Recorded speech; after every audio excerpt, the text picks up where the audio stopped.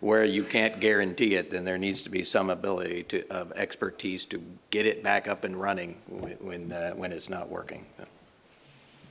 All right. I want to talk a little bit specifically to Will's question. You know, the question is, what are we going to do about the intellectual loss as a result of becoming increasingly dependent on decision support systems that are being made available to us? And I think we have to trust a little bit on intellectual Darwinism. You know, we have to recognize that certain abilities, certain skills are going to be more valuable than others in the future.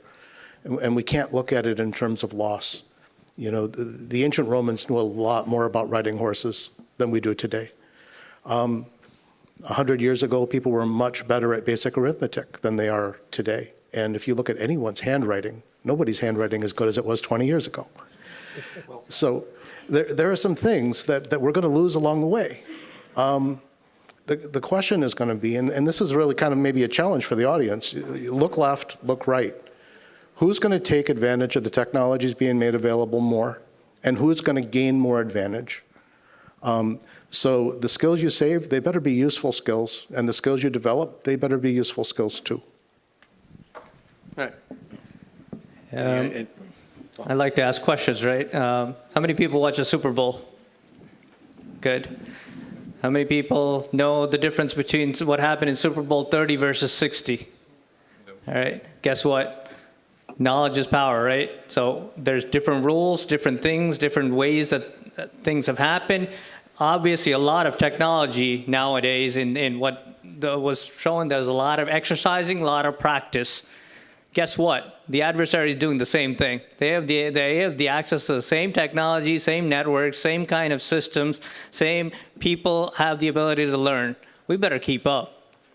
It's called cyber hygiene too, right? It's not just the technology individuals that have to do the entirety of the thing, but everybody that is touching every single system needs to know what the heck is going on, either with their data or with what kind of network they're doing, or why the lights are out, why some system is not functioning as it's supposed to be, right? And what I'm saying with that is, do not rely on AI to do everything for you.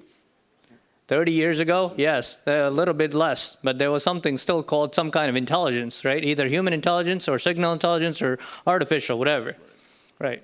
You get more into this space today, but then we come back and we talk about Super Bowl 90 and 60, and it'll be like, oh, there's a lot more AI out there, right?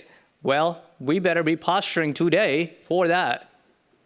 And don't think the adversary is just going to sit still, because they're staying on pace with us too, right?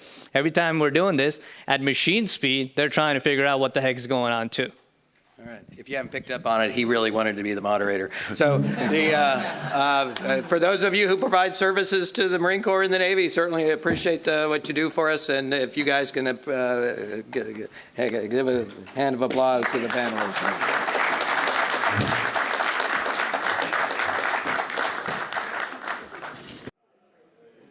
Okay, test. There we go. Okay, so we are going to get started. And I thought Damon was going to do a little bit of an intro for our purpose, but I'm happy to do that. As an introduction, I'm Nathan Hagan. I'm one of the branch heads at N2N6D. And so I'm joined today by our Marine Corps counterpart, Captain Slaughter, and we're going to talk about Comply to Connect. This is sort of a start of a series of briefs in the secure track over the course of the week, where we're going to talk all things zero trust. And so if you have questions at the end of our brief, you're certainly welcome to ask them. If you find yourself having more questions, come back or stay in the room, because there's going to be more zero trust related sessions we'll have all week.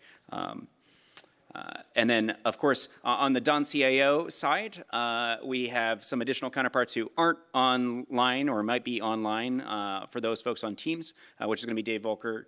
Tammy here is sitting in the back. And of course, we all support and work with Damon Hoffhines, who was just speaking in the last panel and is our acting CISO at the Don level. All right, so we can get started walking through our brief. So we'll go to the next slide. So walking through our order today, we're going to talk a little bit about what is Comply to Connect. We're going to really